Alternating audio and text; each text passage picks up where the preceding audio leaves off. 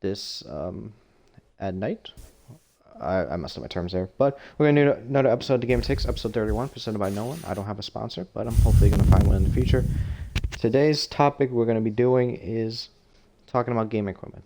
The topic name is upgrading your game equipment worth it? Now, gaming has been more and more technological in the last 10 to 20 years. We have been seeing new and new devices come up into the mix, from monitors, high tech monitors, to high tech headsets, to really extreme devices like modded controllers, LED lights, you know, high $1,000 PCs.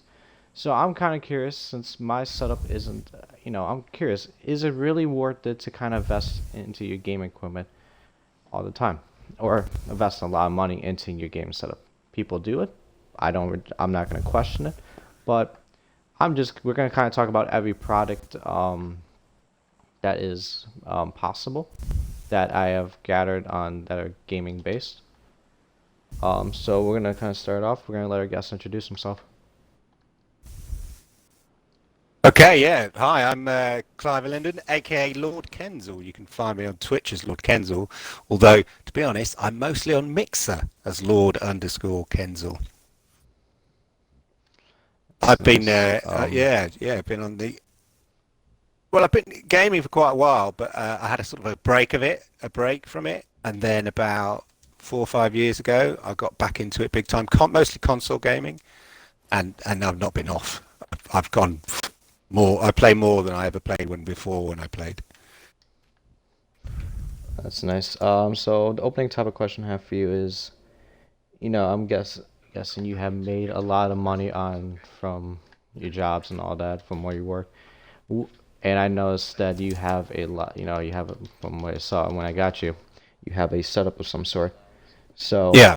what, so this is not, so I'm guessing you spend money. This is not going to relate to gaming. This might somewhat relate to gaming, but what do you usually spend your hard-earned money from, work, from streaming, from whatever means you get it from, even if it's somewhat even if it could be illegal sometimes, on? Yeah.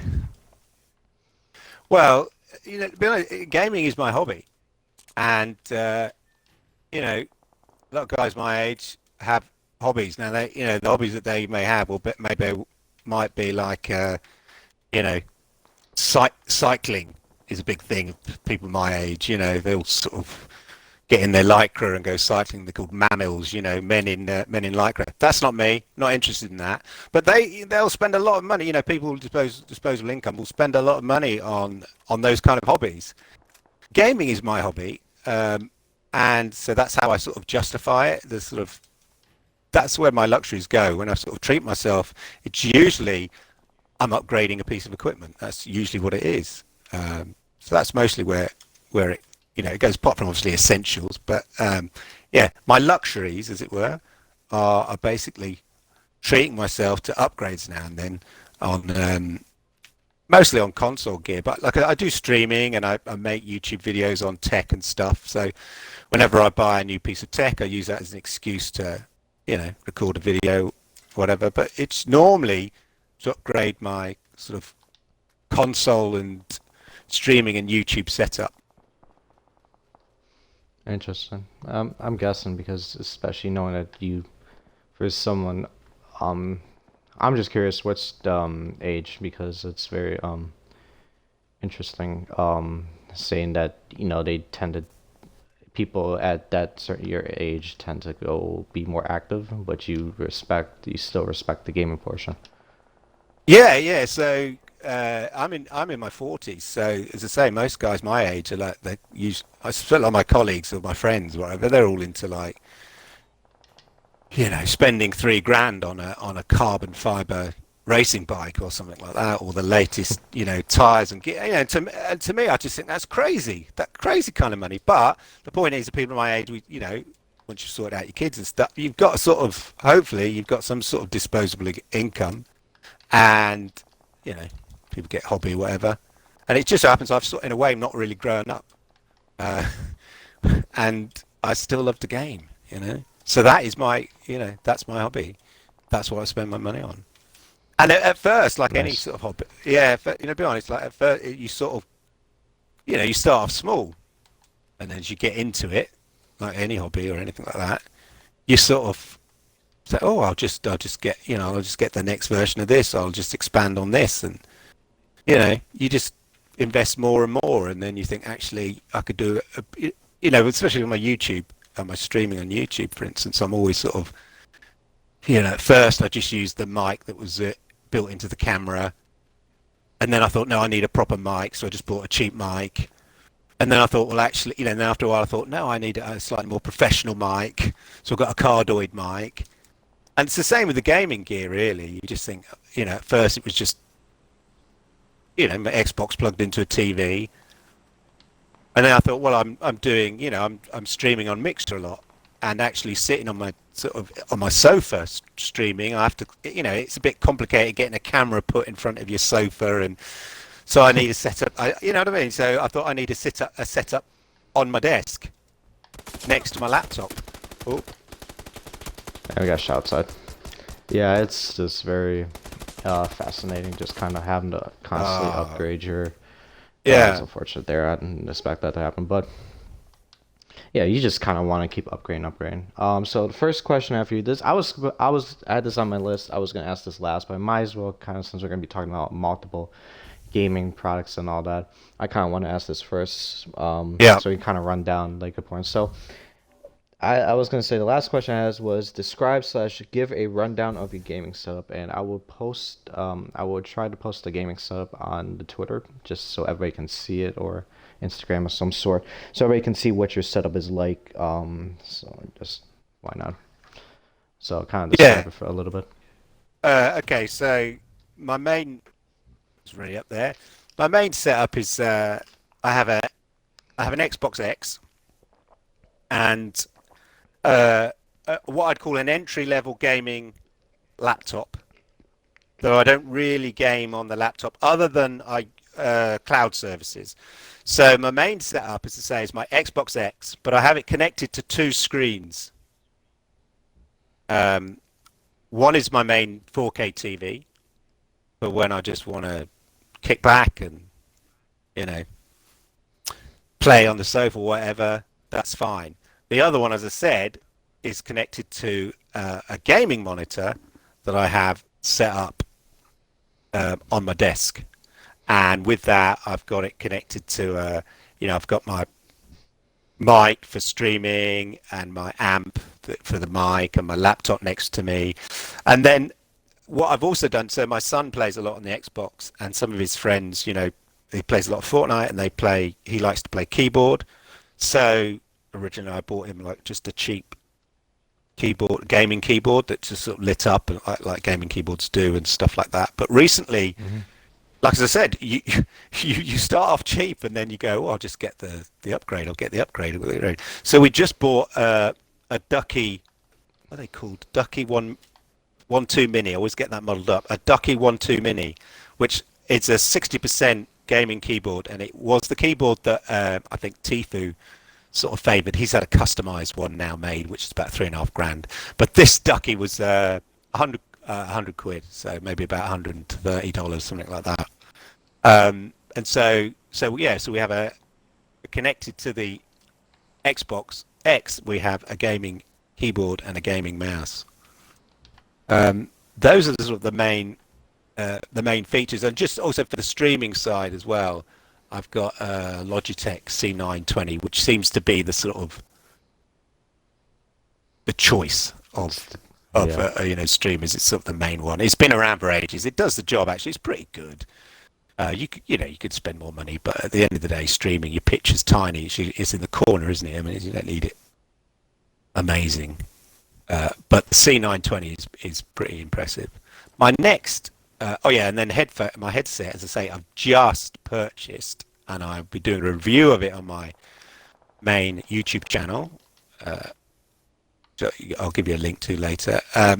Is the Logitech G Pro, which I think is favoured by Shroud, I believe. And I've only had it a few days, and I'm testing it out. In fact, this is the first time I've sort of used it on the Xbox X actually. And I must admit, I'm very I'm very impressed with it. It's made me realise that again, I had an entry level. I started off with a pretty, they were okay. They sounded good. They sounded loud, but entry level headset before, and I thought, well, they're fine. I haven't got a problem with that. But since I've had these Logitech Pros, oh my gosh, the sound detail, the difference, the step up is amazing. I was playing Destiny 2, and whilst I could always hear myself walking, the character walking in Destiny 2, with these headphones, you can hear the different surfaces. It's just the detail. It's really hard to explain, but when you sort of upgrade to a decent bit of kit or a bit of pro kit, you suddenly really notice the difference. So that's the main thing. And then I think my next purchase, or don't tell anybody, may well be an Elgato key light, which I think was launched late last year, and they are basically perfect for streamers, and YouTubers. But they're sort of a small. They already do a light for YouTube and streaming. Obviously, they're a streaming company, but they do the key light is a smaller one, and it's got a sort of like a tabletop stand, so it easily fits on your desk. Doesn't take up too much space. You don't have to strap it to your desk or anything like that, which for me is perfect. So, and they're about $130-$140, I think. So I'm thinking, as I get more into streaming, or certainly on my YouTube videos, I'm going to get an Elgato key light. But that's basically my setup anyway. I'm just kind of. So I'll describe my setup. It's not that impressive. It's about a 32-inch Samsung TV that I had for, I don't know, I got for I think I got for Christmas 6 years ago. Wow, yeah. I'm not accurate. That's in TV terms. That's old. Yeah, yeah. Yeah. Um, got a Logitech's. I don't know. I think from when I bought the camera, I think it was $70. I don't really know the actual price. Didn't see him there. That's what I got. Yeah, that's okay. And then I got a blue Xbox One controller, non-modded. Control Freak. Oh right, okay. So it's nothing impressive. That's all I have. That's my whole setup. I don't even. I'm curious. Actually, we'll explain this later. And my gaming chair, it's just a computer chair. Yeah, I got it is the cheapest setup. I don't care as long as my Xbox doesn't blow up. Yeah, I would love to upgrade. Maybe in the future when I have the opportunity, or when I get my own place or something like that, I do want to have my own gaming setup. And also just kind of, if I keep just say if I keep growing on Twitch and all that, that's when I'll start trying to upgrade. Because be nice, because you got more accumulation of viewers, and and that's gonna be screwed up, and you kind of want to be more of an impressive face onto the Twitch platform. But I'm not really in the urge to upgrade immediately. Yeah, but I think it's step by step is cool. It's how I've done it over like 3-4 years. I look back at some old videos, and they just look awful. But it's a good stepping stone. Yeah, and as you have to. I would never advise anybody to go full out straight off, because you've got to sort of see what you need, see what you like, see what's important to you. What you kind of think you rely on. I mean, my chair, again, I wanted a gaming chair, but I don't know if it's a gaming chair. It's just a chair that looks like a gaming chair. It's bright red. And it cost me. I think I got it on Groupon or eBay or something for, I don't know, 80 quid or something. But then I'm looking constantly in my sort of ads on YouTube and stuff. I get things for the secret lab chairs, which are about 300 quid or something, and I'm just thinking, really, could I really justify 300 quid on a chair? Or a nice GT race or whatever. With the chair. Yeah. We're gonna kind of talk about those specific game products later, so I just want to get you kind of rundown so everybody knows. So first question I have for you is, knowing that multiple gaming monitor companies have always been in place, BenQ, Asus, Republic Gamers, has always been promoting a 1 millisecond response time, which tends to be the only main feature, which I I think all of those monitors probably have. But I've really never, maybe I've never been keen to it, never done the research. But what are the reasons do you think makes a gaming monitor unique, unlike a TV? Like, oh, I didn't know you Yeah, jumped out, but that's okay. it's that response time. The Is there processors in any a other get. features? Like, Um, I'm curious. Like, do you? you might get. So the thing about a TV, it's all about getting like an amazing picture. Yeah. And so the processing power, I mean, I'm not an expert on this, but as I understand it, the processing power goes into making that picture look amazing, enhancing that picture, etc. But that is at the expense of the response time of of processing the image. Now, Oh, if you're watching a film or something like that, that's fine because you're not, if it's getting delivered to you 50 milliseconds later, that's fine. You're not noticing. But when you game, there is a difference, and it basically is giving you lag. It's giving you, can it's quite significant. That's why TVs have a gamer mode, and a lot of people who have an Xbox X or even a PlayStation Pro, who's he shooting? Where's he shooting from? A PlayStation don't they don't realise that. I just run up there. It is. oh, try to shoot. Yeah. I was I shooting don't right know. up the I hill. just really Yeah, don't they notice don't. like Yeah, it does anything make a from. difference. It does make a difference. I think But for it's competitive like side it anything. makes a bigger difference.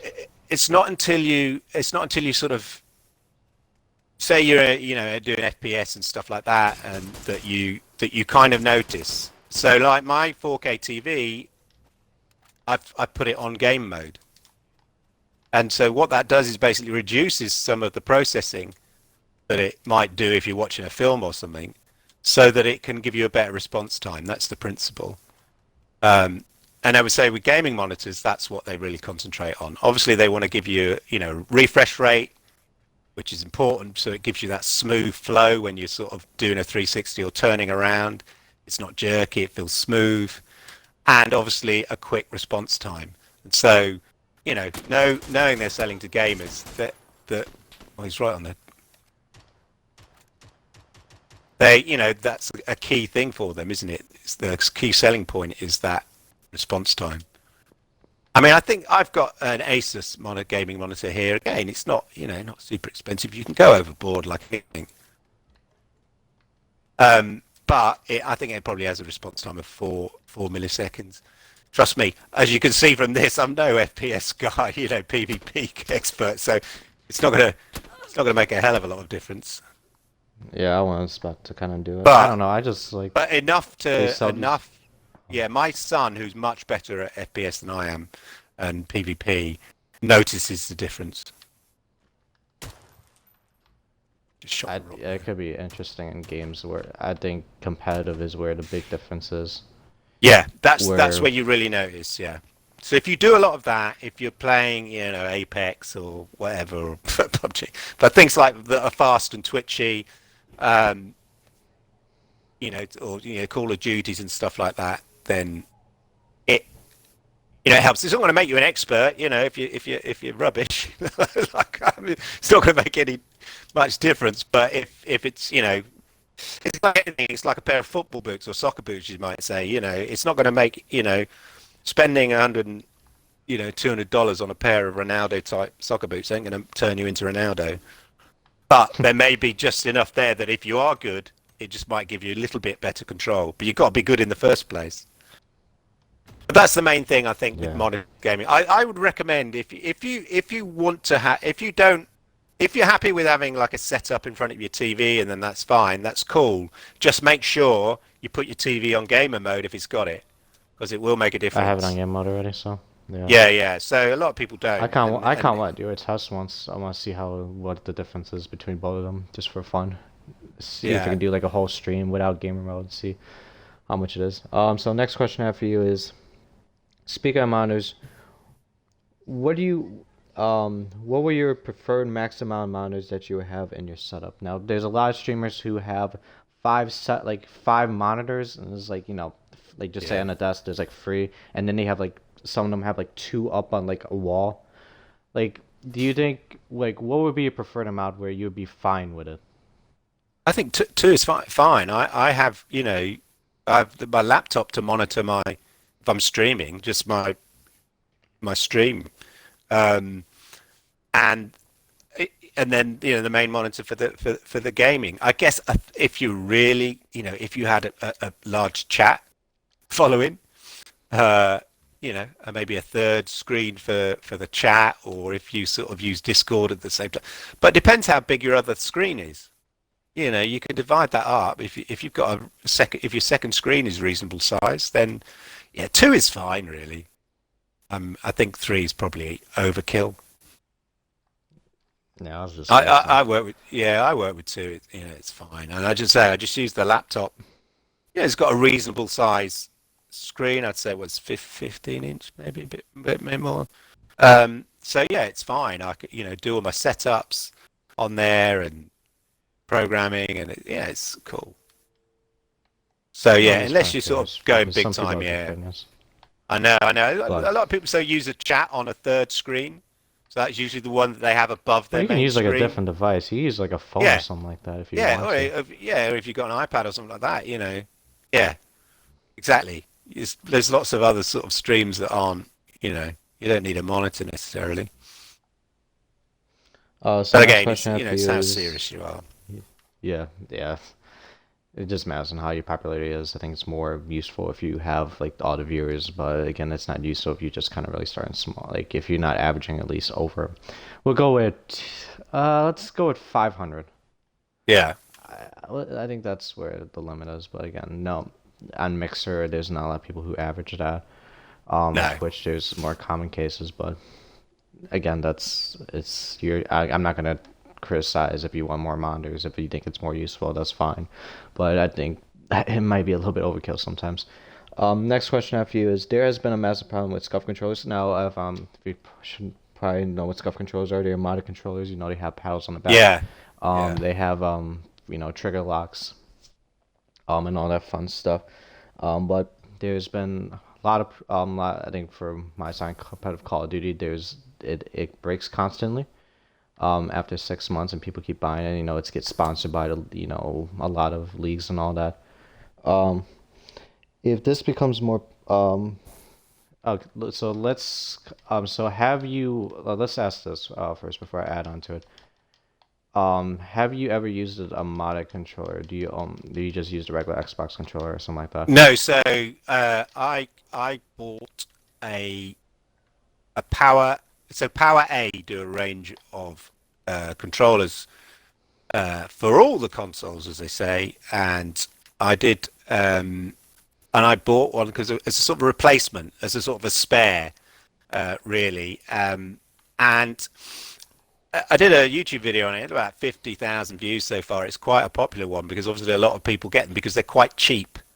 This particular Xbox controller I've got, but a lot of people in the comment, I've not had a problem with it, but a lot of people in the problem saying, "Oh, it broke" or whatever, So it strikes me there's a sort of a quality control issue, and that may be true of the SCUF controllers. Now, if you're spending 20 quid, which is what this controller was I had, then yeah, it's annoying, but you're not going to be put out. But if you're buying a SCUF controller, they're on the same level almost as the Xbox Elite, aren't they? Around about 100 and I don't know what they are in No, they're a dollars, lot more but expensive. Well, they're more yeah, expensive than. I mean, I'd again personally, if I was going to upgrade my controller, I'd get the Elite 2. You sort of Yeah. know where you are in a way. I'm sure that people experts say, "Oh, you can do more with the scuffs or whatever," but I just think they've just especially for the Xbox, they've designed it specifically with that in mind. Do you know what I mean? It is, and they also have a reputation, as it's a quality console. You expect all the accessories and peripherals to be quality. That's the principle anyway. So yeah, if I was going to spend that kind of money on new controllers, then yeah, I'd definitely go down the Elite route. I think it would good too. I don't know, just kind of, and like I'm just one more thing I have for it. Where you think like there's a lot of competitive leagues who do this. They have to, sponsored by Skull because it's the most known modded controller company. Could you see it where people will buy less scuffs, or if in the case of just if it keeps becoming more and more known that the controller does get destroyed Yeah, constantly? because the people are doing like YouTube videos going, this guff is, guff is rubbish. Oop. Then yeah, I mean they, people, it's even if they sponsor the thing, if it gets a bad rep, then it gets a bad rep. So they either have to sort of fix that or be more consistent on the quality control, or people will, what the YouTube's like, and the internet. If something's rubbish, people will soon let you know. Um, and how do how do you buy your gear? How do you choose what you're going to get? Well, the way I do is I just search on YouTube, and I'll watch maybe 4 or 5 different reviews of the same product, and if they're consistently going, this is crap, this is no good, then I'm going to avoid, and that's going to be the true of A lot of the game products. yeah, exactly. So I just lobbied my truck off the. Oh, he's going to turn over. Wow. I just went off the side of a cliff in a truck and it just turned on its wheels. Although it's going to blow up any minute now. But yeah, so Have you know? Actually, if you no, get a you bad continue. Sorry. reputation, yeah, no, if you get a bad rap, then yeah, people are going to avoid you, aren't they? What controllers you like? If you mentioned Power 8, Battle Beaver and Xbox, well, the Elite controllers, on let's just say both platforms, have been kind of good starting points. Do you think they're gonna get more popularity, or is it just because of the Scuff name, the brand? Is it a lot of competitive players have been switching to Battle Beaver too. So do you still think like at the end of the year, or do you think Scuff is still going to be the most popular, or was it? Yeah, probably. Yeah, I mean, so so if you're sort of looking to buy a scarf and you do your searches and you sort of if you feel that actually this is getting a bad rap, this is not the this controller. There's clearly you don't you're looking for an alternative to the console sort of own version of the controller. So yeah, that's just going to lead you to other companies that are doing similar similar products.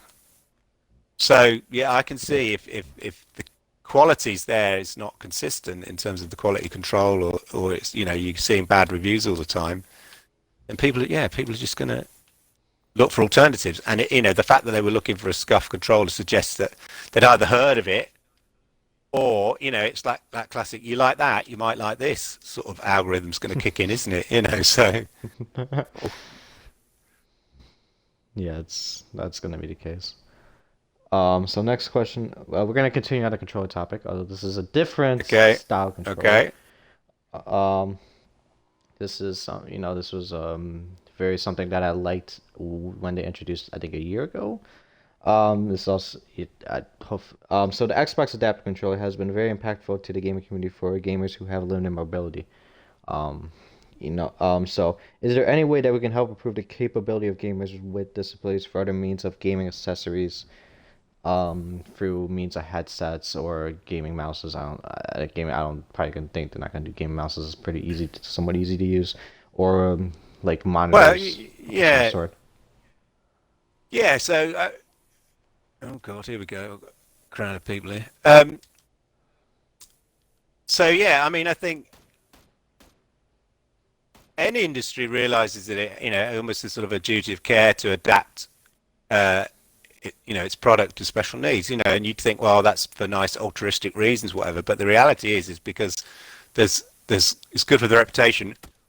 Oh wow, he came around fast. It's good for the reputation, but also there's money to be made, as well. So I think you will see more of it because gaming is not some sort of from a business point of view, it's not some sort of niche thing. It's a mainstream thing, and so all it takes all types. Is there are so many different people that play it, and you want to open up that market to as many people. And if that means, then you have to do, um, adapt controllers or screens, whatever. I mean, already for even simple things. So I'm colorblind, but most games have a colorblind option in it, and you can choose the various colorblind varieties that you have. The reality is none of them suit me, so I play normal mode. But um, and it was interesting on the BBC News. There was this guy who he took the Xbox, to the Xbox adaptive controller, and then he converted it into this controller for the Switch. Because his daughter had a disability, special needs, and so he used the adaptive controller and he built his own controller especially for her, so she could play Zelda on the Switch. It was pretty amazing.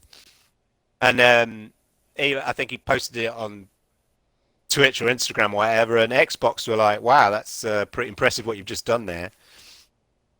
So yeah, I can see, as I say, every industry, realizes that they have a duty to sort of make their product, whatever, open to as many people as possible, and you'll find there'll be a market for it, basically. So yeah, in simple terms, you'll see. I think it's great what Xbox have done on that adaptive controller, and I can see more and more things like that, happening as the market, continues to expand. Everyone's desperate to get gamers, so or not gamers, get people playing games. So I don't have the imagination to think what it might be, but but yeah, sure. They can probably a lot of people come up with ideas. Have you ever since you mentioned you do a lot of product reviews, have you ever decided to ever try out the Xbox adaptive controller, like, No, I haven't. or or have you ever seen anyone use it? Oh well, I don't know. It's kind of hard to. Not in the wild, as it were. I think I've just seen the sort of promo videos of it. I jumped out a bit early then. I just sort of seen the YouTube videos, promoting it when it first came out, or sort of talking about it. But I've not actually seen. I've not actively looked up, but I've not actually seen it being reviewed properly by a kind of a user or anything like that. So interesting. I'm curious now. I might do that with it. Oh, I don't know. Because I It's was just just kind of wondering looks exactly how it interesting. works. Because it's obviously for a It's a big specific pad. need. Yeah, but it's obviously for Well, a specific disability. it's more touch, so like you don't have to use your fingers constantly. Like it's more of like you can you got two big circles. You can customize whatever you want to do with the auto map, and then you use so they, you have the big button, and then there's like input devices. It's like like an aux, Oh yeah, where you can buy something. They probably sell it at the stores, but you can like customize it whatever way you want. You're probably gonna have to watch it. I'm really not really keen on it, but it looks like you can just plug whatever things is. Like you can use like any kind of touch device or like pressing device, put it anywhere and it will work. But I really don't know how like I don't know. It's just really more custom mapping and just more based on you can actually not have to rely on your fingers constantly. yeah. Um, so I don't know, but it's a very I was very keen on liking that when they announced it was very kind of cool. They did something for Yeah, every like I think it's excellent. I it's a think it's big a step good. in the right direction. Yeah, absolutely. And you'll see more of it. It just takes one company to do it.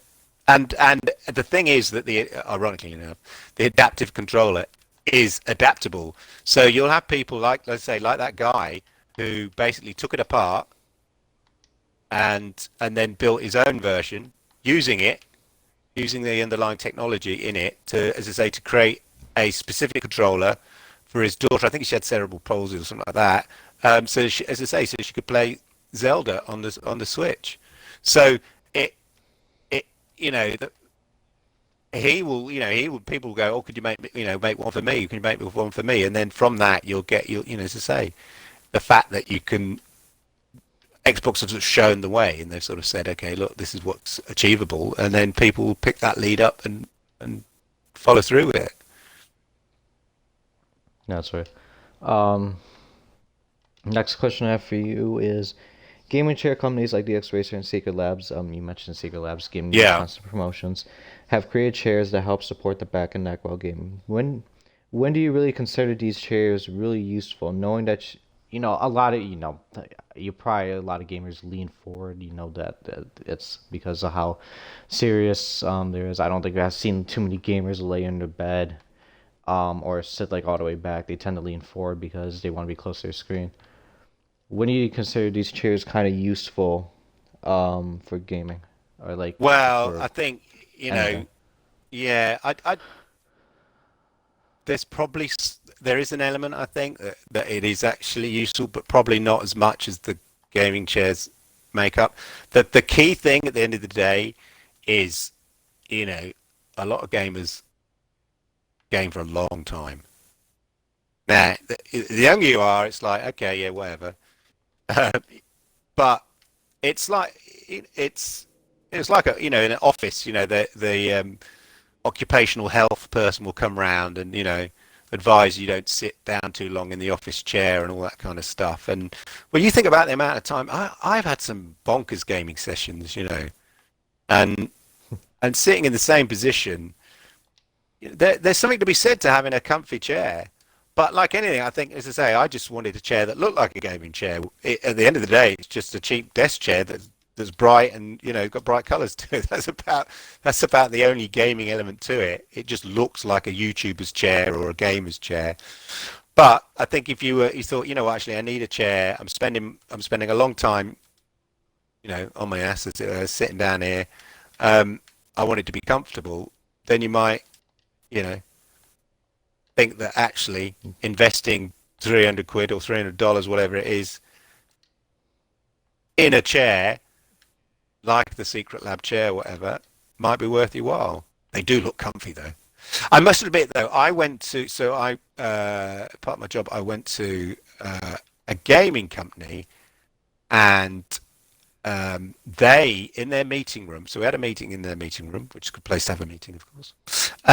In their meeting room, being a gaming company, they had like I think it was a GT Amiga chairs or the GT Racer chairs, just nice. They were nice Oh, I chairs. know. Those are cool. Yeah, and I sat down in that, and I just thought, actually, you know what, this is nice. I could do with this because my cheap gaming chair, if I think about it, the sort of the bit I'm sitting on, it's I don't know, a couple of inches. It's just cheap sponge. It's not, it's not like a beautiful memory for. Oh, Yeah, it's again mine is just fucking hard as shit. Like yeah. that's all it is. So if you're sitting down, sitting down a long time, you feel it. Like and like this. Although when you were saying about leaning forward, I was leaning forward, and my elbows were on my desk. But then as soon as I'm shot, I'm leaning back. you know.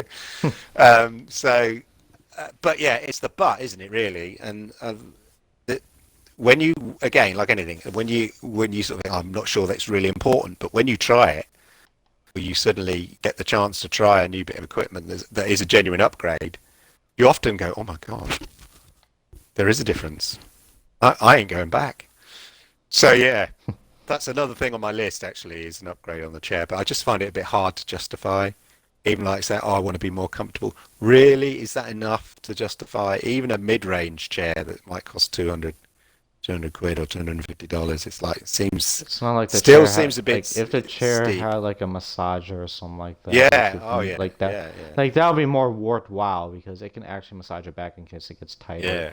Yeah. It's like acts like one of those massage chairs at the mall or heated. I don't know who the Yeah. fuck needs Yeah. heated seats. I really don't get Well, how I don't heated know. seats are Playing really the impactful, but cold. No. Um. Yeah, I mean, most of the gaming chairs, the fundamental thing is that they have those little cushions at the top, at the lumbar, at the bottom of your back, and Yeah.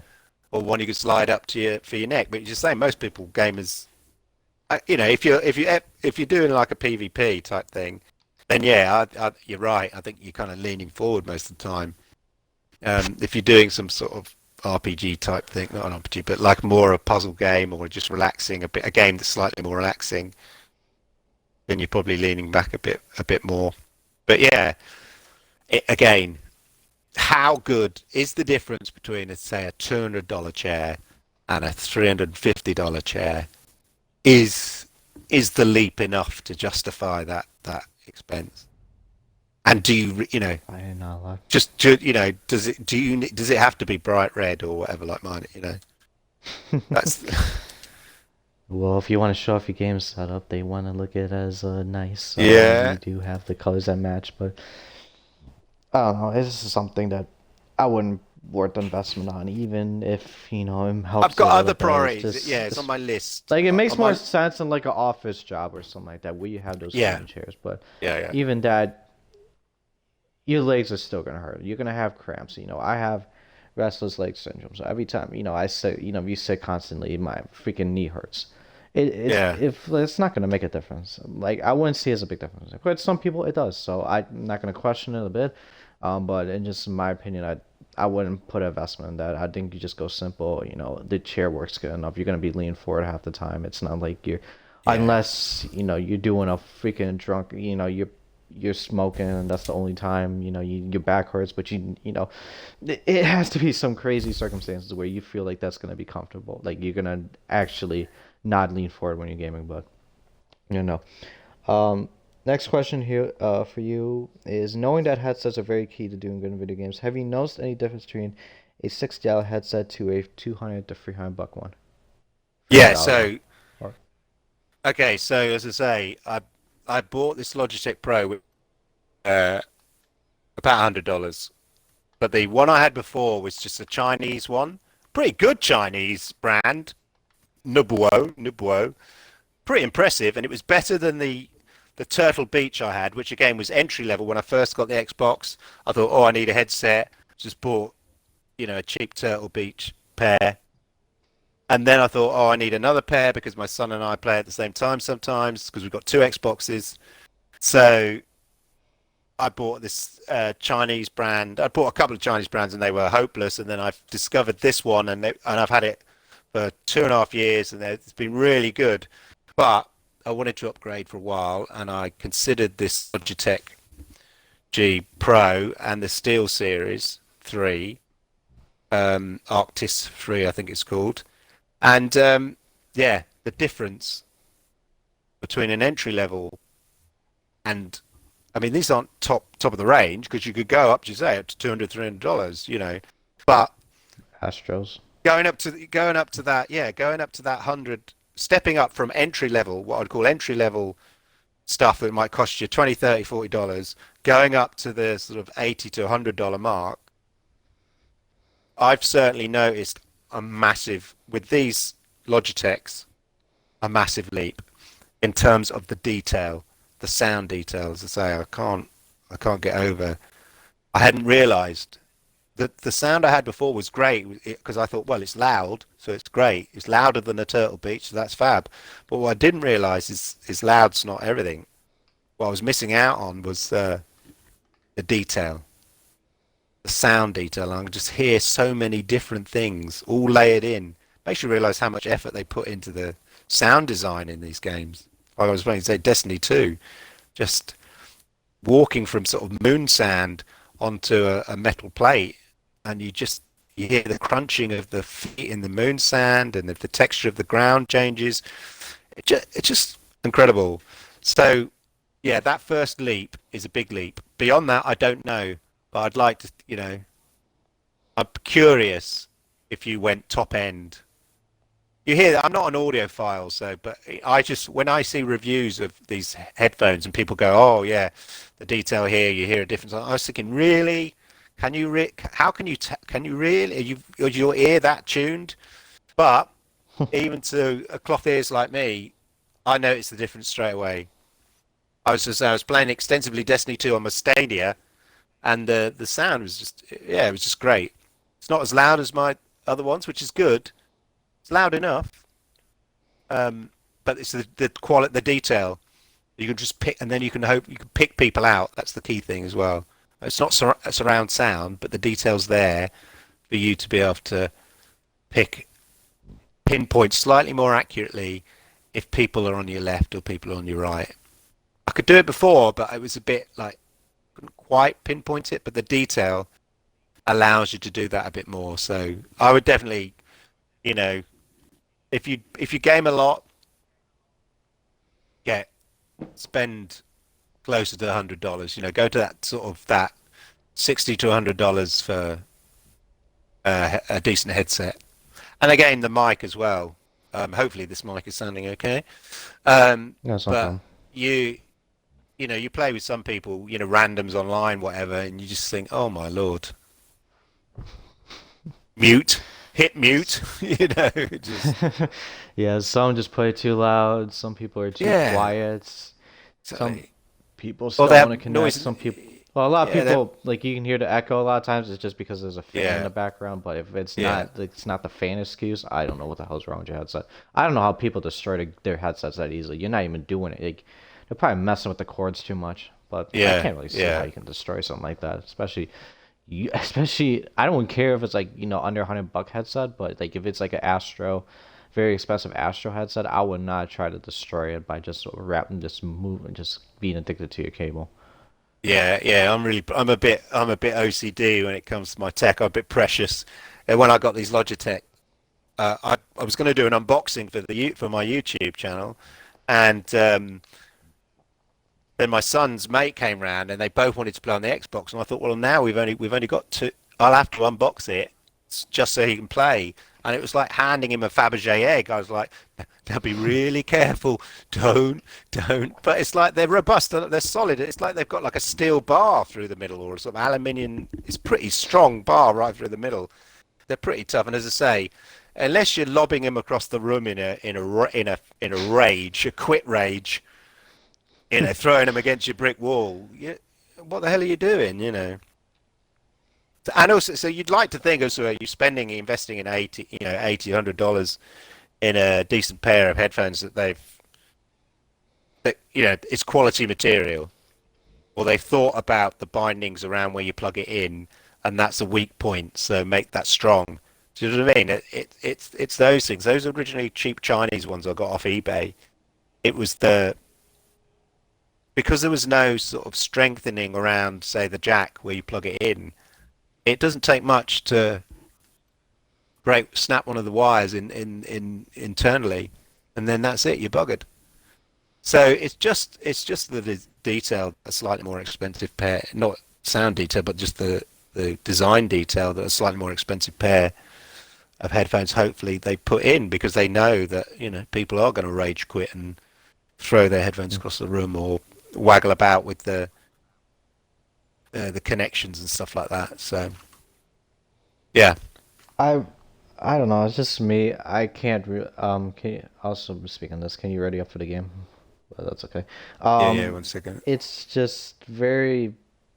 I don't know. I'm kind of deaf, anyways, so I really don't notice like a difference. When I again I really don't like loud sounds too much. Like in regard like Yeah, on my like I'm not gonna turn it like up all the like I wouldn't care if I go to like a loud place or anything like but it's just like in the house I don't like house or something like that. I just don't like I kind of listen to like a medium volume and that's kind of how I keep up with video games. I'm just kind of yeah, concerned that it could be too, I got other people in the house too. I don't want to turn up my TV, my heads, don't want to deafen my ears, yeah. especially with the But that's buildup the of thing. earwax and all that.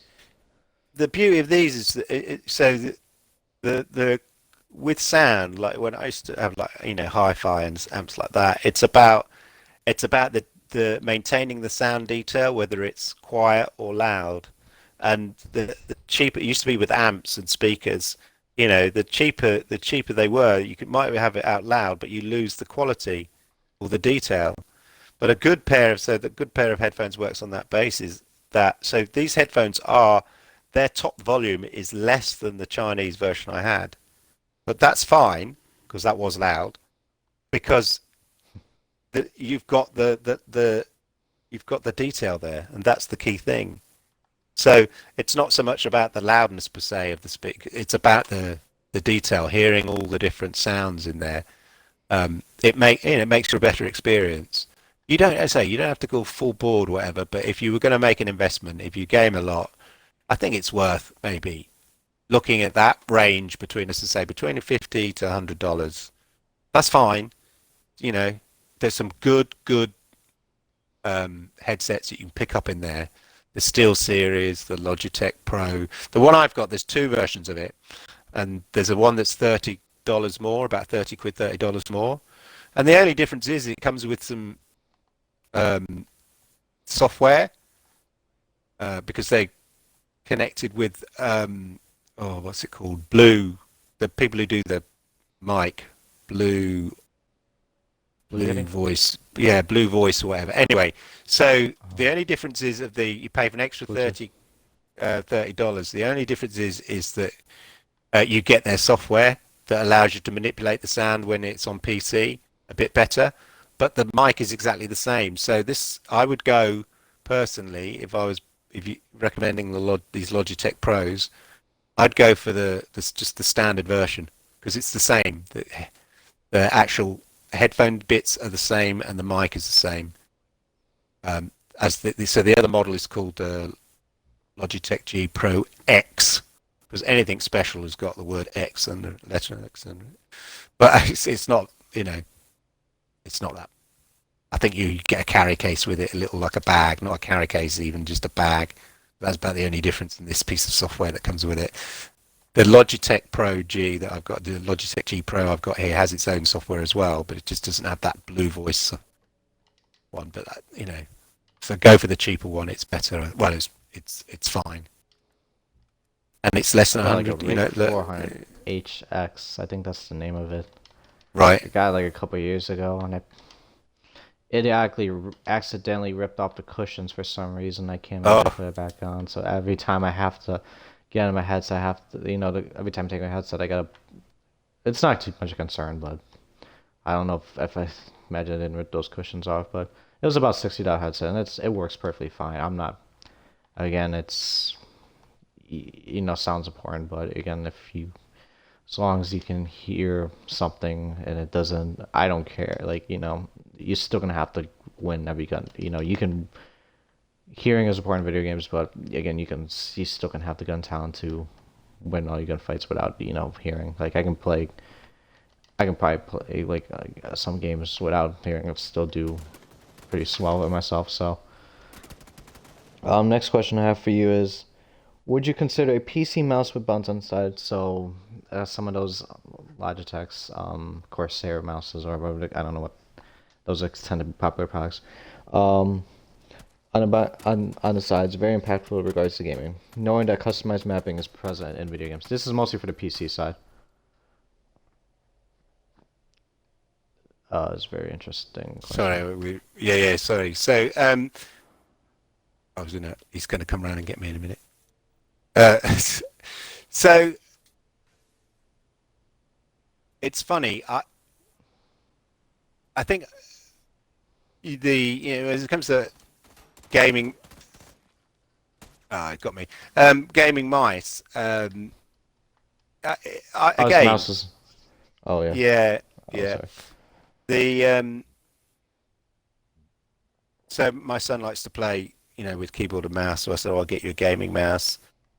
And again, I just went cheap, one that looked like a gaming mouse, lit up RGB lights or whatever, but also had the buttons on the side as well that you can map. So, and again, you can pick up some pretty good gaming mice. But I read that you should avoid wireless mouses because there's a sort of it adds the response time, all that kind of stuff. But Logitech and their wireless mouse seems to use a sort of a slightly faster speed wireless connection, which is their selling point. And I think playing with how good are you that you can tell that that it makes a difference, wireless or wired. I don't know. You've got to be pretty good to be able to sort of have that perceptible difference that it's going to improve. You're pretty competitive. So again, it's selling that concept of, hey, be like the professionals and have all this gear. Um, but my son prefers a wireless mouse. We haven't gone expensive, but we've gone for a gaming, again, a Chinese brand. Got it off, well, actually Amazon, and he loves it. And the other two gaming mice that I bought were wired, but he prefers the wireless one just because it gives him more freedom of movement. But it's got all the extra buttons. It's got so some mice you can get they have like extra targeting or a sort of a constant fire button on the side. So instead of sort of tap tap tap, you just press it and it fires automatically, continually, whatever. I don't know if that's cheating or not, but yeah. So he loves that adaptability. But I think if you again, that Logitech wireless mouse is pretty expensive, and I'm not sure I'd justify spending that kind of. Yeah, I'm not. I don't know. I'm not in I'm not in a competitive arena. I'm not going to esports competitions and partaking. If I was that level, then you're looking for that competitive edge. But for your average user, you can pick a cheap. You can get a gaming mouse by all means. I recommend it. Just sometimes they're a bit more ergonomically designed and all that kind of stuff, and they have the extra buttons, and you can swap the DPI on the fly, which is quite useful. Because I had one button actually that you pressed it and it automatically lowered the DPI. I think it was lowered the DPI so you could scope, and then you tap it again and then it goes back to your normal DPI setting. So that's quite a useful thing actually if you're into, again, if you're into sort of things like PUBG or Fortnite, the ability to slow down your DPI so that when you go to scope, you can be more accurate by just a quick tap of a button on your mouse is quite a useful little thing. So yeah, but you can get a decent gaming mouse for, well, I picked up mine for less than $10, but if 20 less than $30. Buy it at Best Buy. Yeah. Yeah, no, I go to Amazon. Good thing they're a cheap product. That's how Good I thing start they're like off. cheap products, so you don't have to spend it. Yeah. Yeah, and then you find out whether it suits you, and then you go, you know what, actually, I'm into this now, so I want to upgrade. There is a thing, like buy cheap, buy twice, but as I say, I've got these two gaming mouses sitting next to me that aren't used because my son decided he didn't like them, but they cost me less than $20 probably, for maybe less than 20, 25, $30 for both of them. So, what's not to like? I don't know. It's just those mouses. I wouldn't consider them really use. Again, it's. Okay, I wouldn't like mouses are the same. They all click the same. It's not like I wouldn't. I don't know how. It's hard to design a mouse that does click faster and all of that, or have those buttons on the side. Yeah, it could be. I think it's useful in a game like Fortnite, but I wouldn't see it used in like any other video game. yeah, I think. So I think the thing that people, sort of say again, you're talking at a competitive edge, a competitive level. The thing about wireless mouses is that there was with Bluetooth or something like that, there's always a delay, an added delay. We're talking milliseconds, but people who are into gaming was, oh, it's that X, those milliseconds, they count. So Logitech came up. I thought, okay, people like wireless mouses, but they don't like the idea that somehow a wired one is faster. So we'll design some wireless technology that gives a quicker response, and that's their selling point. But these things are to sell things, aren't they? I only know about it because I saw online as tips or tech tips reviewing it. But you've got to be at that level where you can sort of do some forensic analysis to see the difference. But for your average gamer, if you want a mouse, yeah, you get a gaming mouse because it looks like a gaming mouse and it might have some nice colours. But any old mouse will do. If you're just a casual gamer. Yeah, if you, I yeah, probably use yeah, my fucking mouse for whatever laptop I have, and just for school yeah, purposes. But I usually never use a mouse anyways, so yeah. there's I don't for like any gaming, mouse can but work. yeah, my yeah, my son used to use mine. My normal one was the same, my normal desk one. He was quite happy with that. My idea to get him a gaming one, and he's like bought into the hype. You know, I can't. Yeah, well, I say I can't. I just don't play with mouse and keyboard. I just it's not. I'm so used, playing controller that it's hard learning a new skill. I'm sure if I spent time doing it, but yeah, it's quite useful though. The fact I do like the fact that the Xbox you have that option. Just plug in a keyboard and mouse if that's your way, preferred way to play. So the same, my son he plays both, depending on what who's doing, or he sets himself a challenge. I'm just going to do keyboard and mouse here and see how many kills I get, or I'm just and then he watches YouTubers on sort of building techniques in Fortnite and all that kind of stuff, and then using the keyboards, and then he sets they him and his mates they love setting binds, different key binds. Oh yeah, no, do this for this build and YouTube, for Fortnite, whatever. Set your automatic edit key to this key, and this is what this is what Mongrel does, and all this kind of stuff. And it's like, but I'm a controller boy. I've always been. Yeah, I You know, don't think I can play PC. I'm just I'm that I'm a I'm too console. Yeah, I'm a sensitive. console gamer. I'm a console gamer rather than a PC gamer. I'm not like precious about it, but I just like the ease of consoles. The game's going to work. You don't have to fiddle about with settings, all that kind of stuff.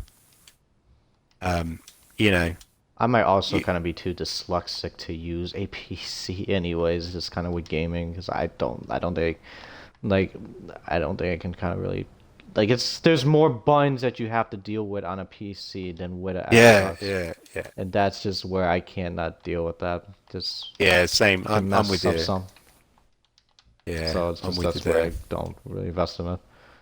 Speaking of PCs, um, do you consider fully decked PCs slash specific PC parts like fans and processors to be super expensive or overpriced, unlike gaming consoles that have features that are capable to perform like PC? This is going to be more prominent in the future, especially with the new console release. Actually, Yeah, no, I got a different question for that. So let's start with it, that. it depends. If as they think, the new consoles are going to be around about between $400 $500. Yeah, your Xbox X is going to probably, and your Pro, the new PlayStation 5, whatever. They're going to be around that mark. Then again, what you're buying into is the convenience of knowing that you buy a game for it and it works, and you're getting the best possible quality, and the games have been designed, sometimes exclusive design specifically for it. I think if you're really into PC gaming, then to get to that level, I mean, I'm not an expert in it, but you're going to be spending at least $1,000 to $1,500 on a gaming PC. So I think you've got to be really into it.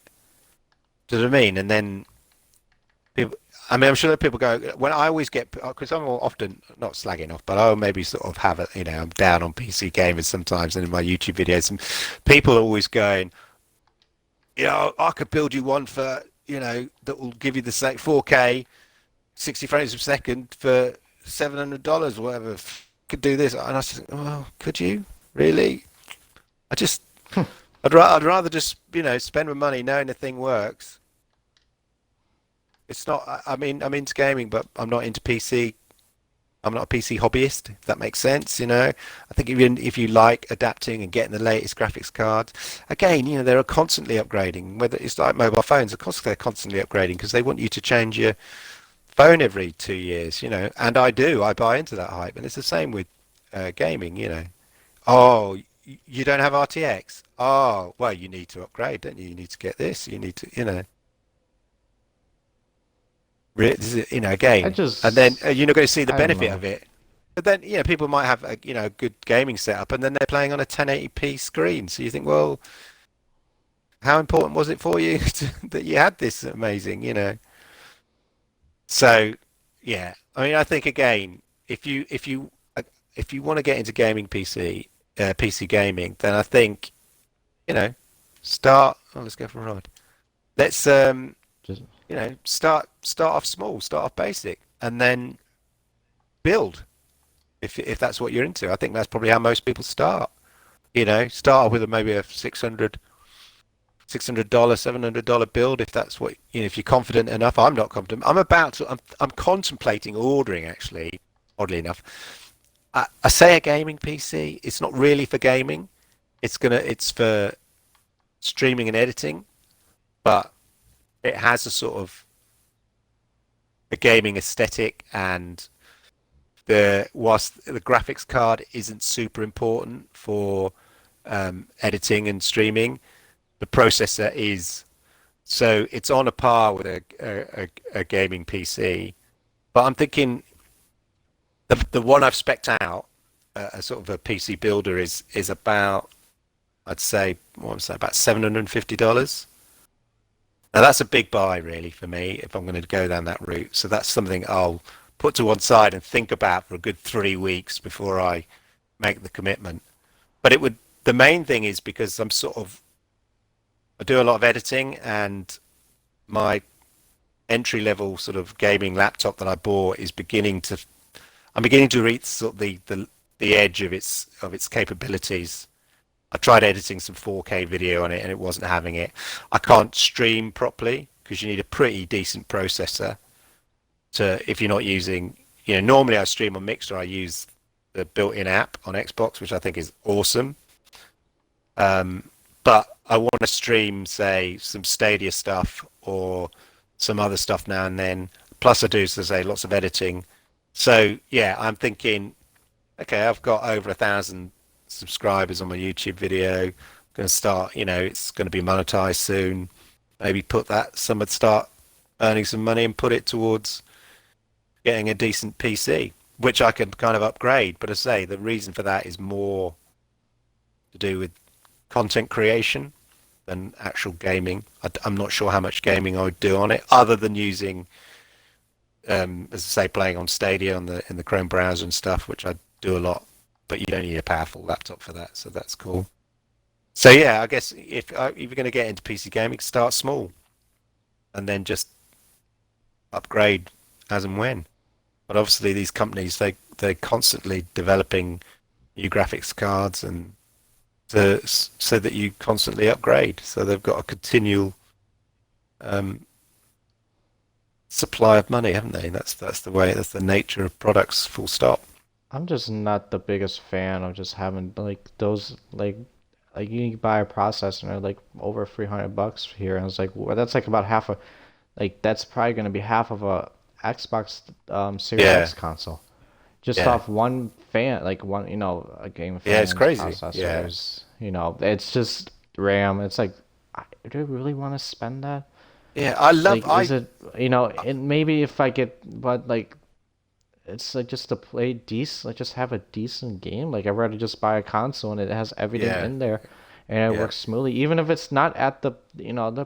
prime advantage of like PC where you got those high 1080p graphics, 60 frames per second, just the constant flow rate, it's Yeah, just not exactly. really worth my effort to get that or There's no invest a like, lot of. yeah. You look at Red Dead Redemption when that came out. PC players had so much trouble. Oh, it didn't work. The settings didn't work with that particular graphics card, or you need that, as I stand it, and they had a lot of issues with it, and to me it'd be a nightmare, like of fiddling about, with PC. Whereas a console, well, it's been designed specifically for that. The frame rate has been locked.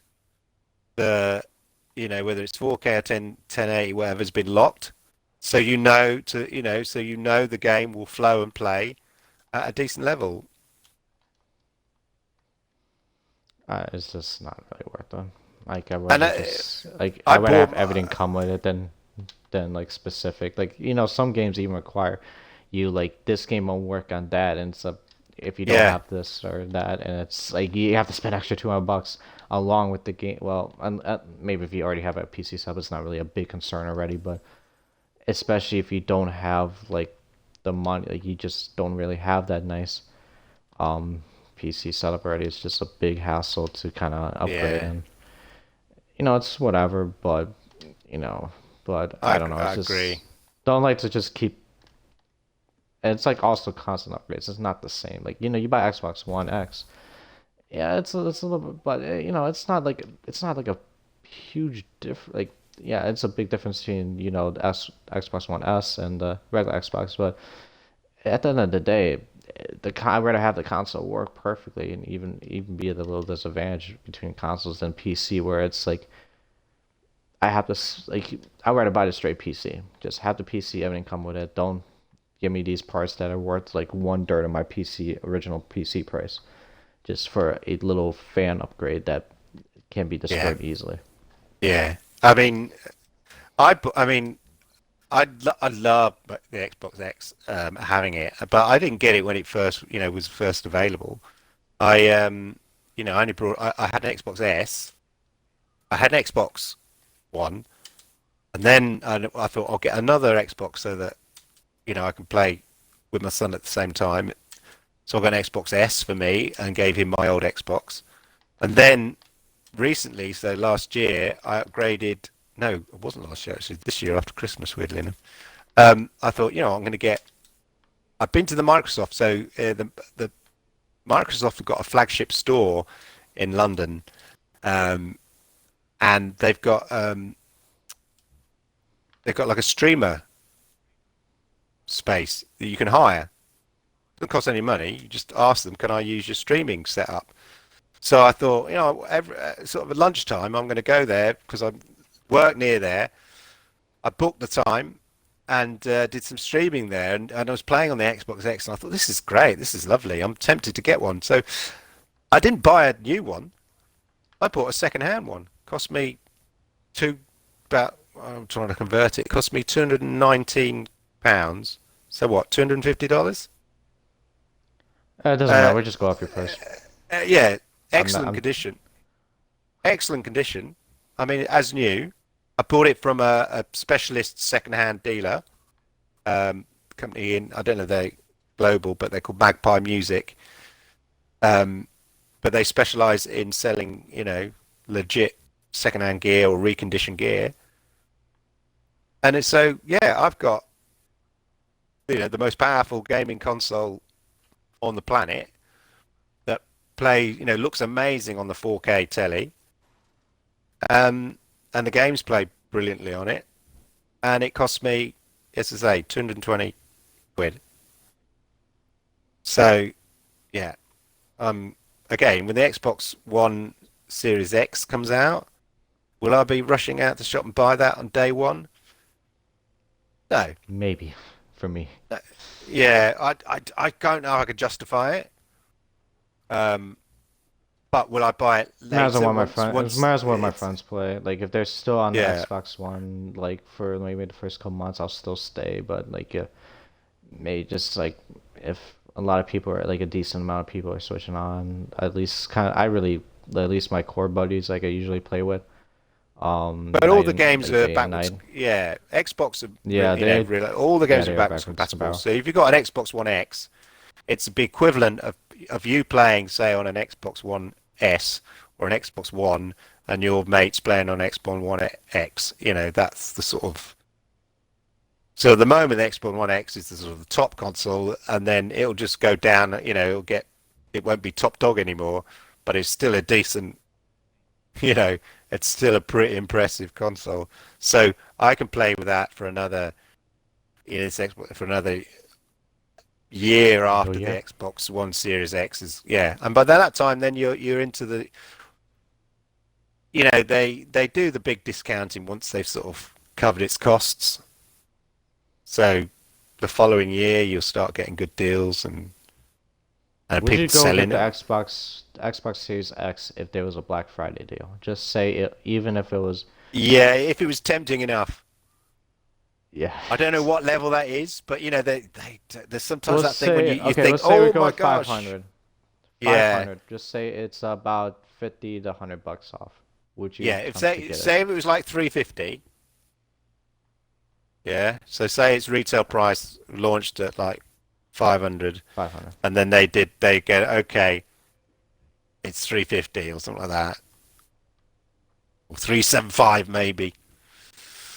Then I go, oh, you know what? Oh, it's tempting. But they won't do the set. But the irony, those sales will be, you know, 12 months after is at that level. So the following Black Friday after it's launched. So Black Friday 2021. I'm saying it here. I'm calling it out here. You'll get those deals. Black Friday 2021. Make a date. I'm there. Yeah. A lot of people will be there too, or especially. So next question I have for you is, Elgato has been the only notable gaming capture device company that has been able to capture gameplay from a external device or at a high quality. How come there hasn't been any Oh, competitors to challenge Elgato? well, so uh, I think it's Ava Media who do capture cards. So there are alternatives, but they do seem to have sort of cornered the market from a brand perspective. Um, it's funny. I was looking at some because you sent me the questions. I was looking at some of the alternatives because often. So when I was like putting together the sort of parts for this PC I'm thinking of getting, I was thinking, shall I include a capture card? And they offered the Elgatos obviously, but this Ava Media ones. But it's like they're maybe 20, 30 quid cheaper. But I'm just thinking, I I'd probably for that I'd probably pay the extra 20, 30 quid just to have like any brand, the confidence of the brand that Elgato gives you. But yeah, it's about time somebody else sort of came on, and but I think they just need something that sets them apart from the Elgato. And Elgato, they've got their new one coming out, which you don't even need to plug into the computer. It records straight to a memory card or something like that if you want to just do game capture in 4K. So they're constantly, developing and stuff like that. Um, but yeah, I'd be curious to see. I don't know, maybe I'll look it up on YouTube, like a comparison between one of these Ava Media capture cards and the Elgato ones, because there doesn't, as you say, there doesn't seem to be anybody who's um, really sort of challenging them. Yeah, it's just I don't know. It's just there was a company back in the day called Roxio. That was the only Okay. company that I ever knew that was, I think, doing something that Elgato was. That Yeah. was doing the same thing. But they have I never really heard of them. Like in that was like Black Ops 2. That was like Black Ops 2 2012 2013 days. So that was a long time ago. That was Yeah, I think when Elgato have really, they've cornered the market that, because they did the game capture, they saw it, and now it's massive. So they're in the right place at the right time, and they saw, you know, that they've just perfected it more and more. So whoever does sort of want to challenge them, better come up with a product that offers something a bit more. yeah, it's I can't really say anything that doesn't. Um but again, it's I don't know how you can really kind of prove a capture card from there, especially with what Elgato's done Yeah, in the past. So and they're constantly, as soon as a company catches up with them, that's me coming in the window. As soon as they're catching up with them, you know, they're doing their next thing. So, yeah. next question I have for you is Where is um he? also would you buy also have you been interested in buying products that help improve the stream quality, like what, and also kind of what do you think about these products overall? I have a couple of them. There's probably a little bit more that are like basically stream specific. Light rings, which as light rings, green screen, or LED lights. LED lights, they're not really gaming like streaming. They're just something kind of cool. It's just kind of you surround Yeah, it by yeah, a room. yeah, It yeah, looks like yeah, yeah, this. yeah. So what do you kind of think about Well, those products? the LED Or lights are so cheap. yeah, that's a Um, good thing about that. that so I got some for one of my rooms, not for the stream or whatever, and it was wireless and it worked with my Google. I'm going to say it quietly before my Google Home goes off, but my Google Home device, um, which is awesome, and it costs about 20 quid, and you get like 3 meters of lights, and it changes so many different colors. So if you want to make your room look kind of pretty, then you stream kind of cool if you're on camera, then that's not a big thing. The more important thing, I think, is the three key thing is obviously the camera. But the camera is only, you want to help the camera by having decent lighting. And the ring lights, again, you can get really cheap ones like for $20, $30, but Elgato, of course, realizing it's a big thing, have their own stream lights, which are dead expensive. There are some cheaper versions, but they've got this brand new, say, this key light, which I'm tempted to get. It makes a difference. Having, lighting yourself well, and then the other thing is the audio. So that in terms of your mic, so I had just a microphone again when I was experimenting with streaming and stuff. I just had a cheap microphone, and then I realized, oh, you need to get like a cardioid or a nice one. So I got, again, a cheap cardioid, and it goes through an amp into my computer. And the difference, in terms of my YouTube videos and the sound quality, um, it's tremendous. So it's again, with all these things, there's constant improvement, and you realize, oh, actually, I could do this bit better. I could do this bit better. So yeah, I think there's an argument for getting lighting for you, not necessarily for the for sort of decoration, but definitely the studio light, as it were.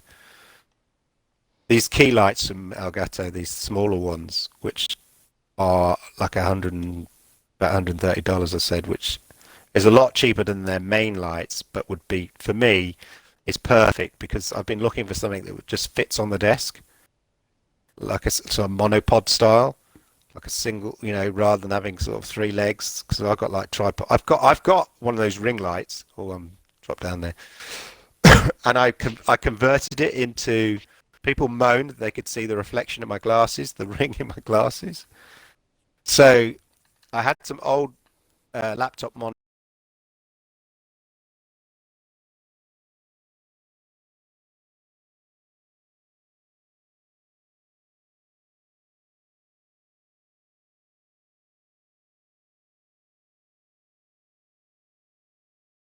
A box that when I'm streaming that people want to see. It's an old Amazon box with these diffusers from an old laptop screen that I've got in front and a cheap eBay ring light in the back. But it does enough. It lights it just enough. That's the key thing. But I'm thinking, it's on a tripod which has got three legs and it takes up too much space on the office. So I'm thinking, I need to. That's my next thing. So I'm thinking, I've done the mic, so now I need the light. That's a good rhyme. Some people have, I notice kind of when I watch my streams back or like upload YouTube, since I do have the face cam, it's like it's really dark somehow, and I have like I'm like close to a window. It's like in the morning. It's like why is it still so dark in here? It makes no sense. I have like light in my light coming from outside, but I think it's just people have said I should invest. One person keeps constantly telling me I should invest in a light ring light. And I said, oh, might as well. Well, do I really need to buy a ring? Do I really have to buy it so it goes over my TV, and all that? And it's like, oh, wait, all I can do is just get a lamp. How about that? Yeah, yeah. It's decent, it's something you always need. It's always, it's a lot cheap. I don't know how much light rings are.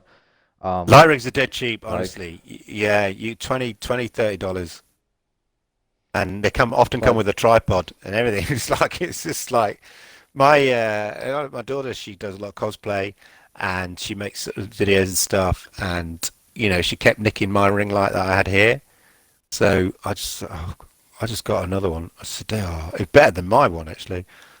And but it's lit off eBay. It's like 20 bucks or something. It was no, and I think if you sit, so, my desk set up here, if I'm streaming, it's perfect. It just sits behind the my Logitech camera, and yeah, I think it just gives a little bit of edge of quality to your stream if you're in picture. I think that makes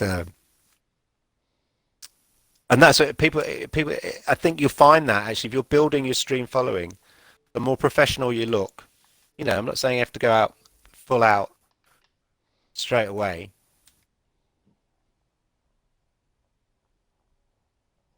Yeah, it's just I Yeah. I don't know. It's But just like you can get a get lot get yourself, cheaper, treat find cheaper yourself. ways. Yeah, treat Yeah. yourself. Get yourself a ring light.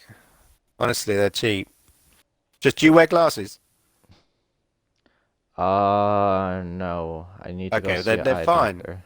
Okay, fine. If you don't, the only thing about the ring light is to say I had people moaning at me that they could see the ring light Oh yeah, reflected in no. my Well, glasses, you can. Yeah, they can and see. it Yeah, yeah. annoyed them. That's I'm that's But it's enough because they to, can some just to just. light the face, and it just, adds a bit of, yeah.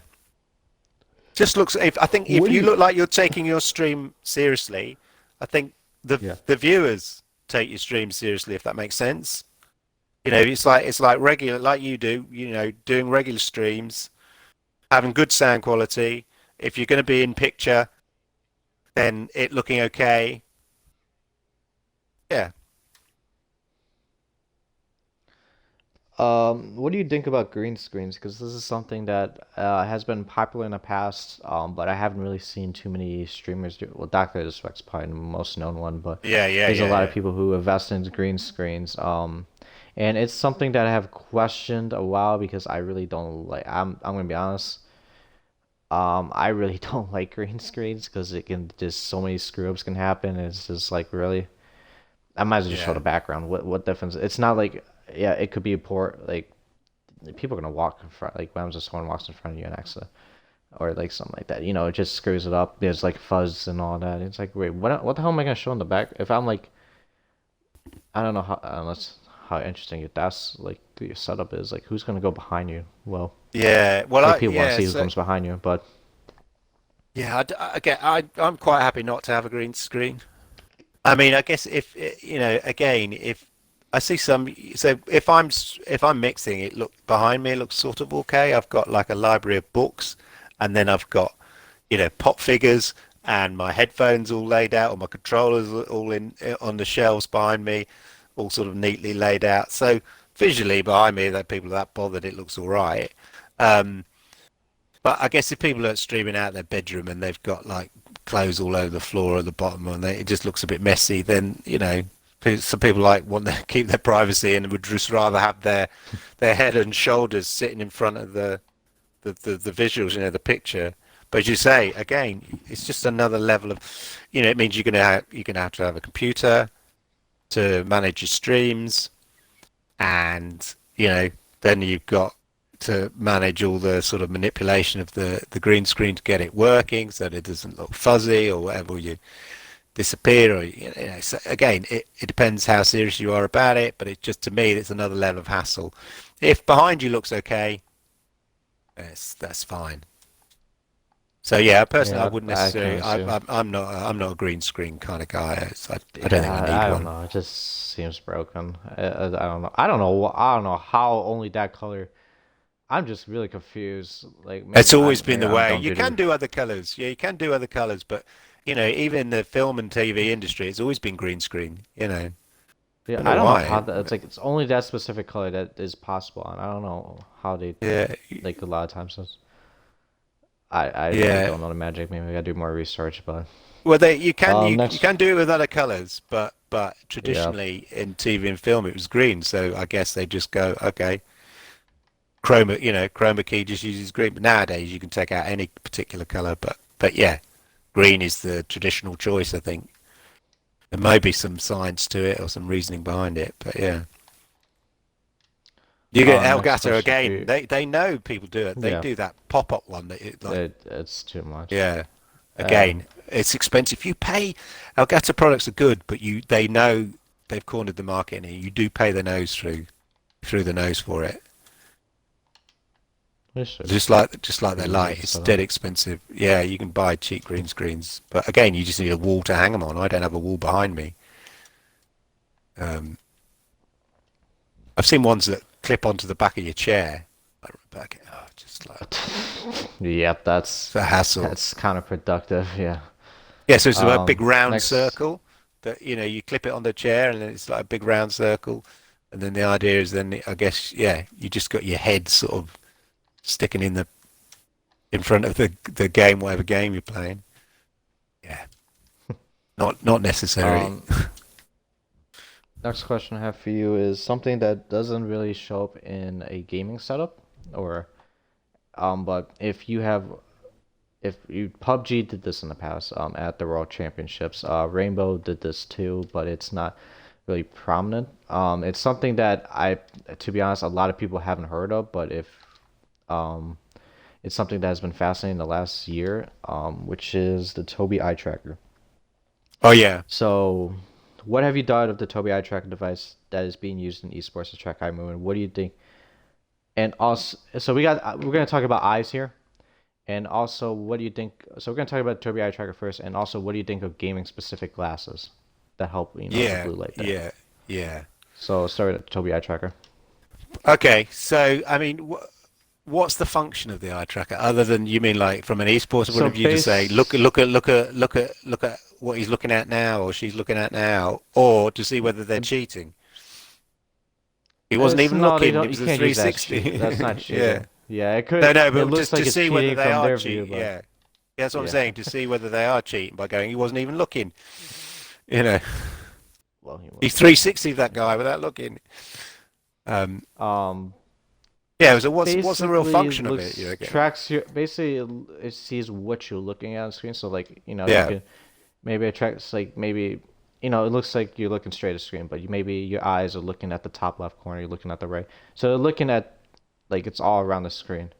It's not on your device. I think it's a spectator thing, Yeah, or yeah. maybe So it's more like I something on see. that. Yeah, But yeah, yeah, yeah. Or they could you use it can in actually esports training, to sort of say, "I- where was I looking or how did I get shot? it's the big house. It's more of a spectator thing. It's not really We were surrounded then. that was an unfortunate situation. But I don't know. It's very interesting. I'm curious of how see it will Yeah, evolve. yeah. But I think it was kind of cool to see that.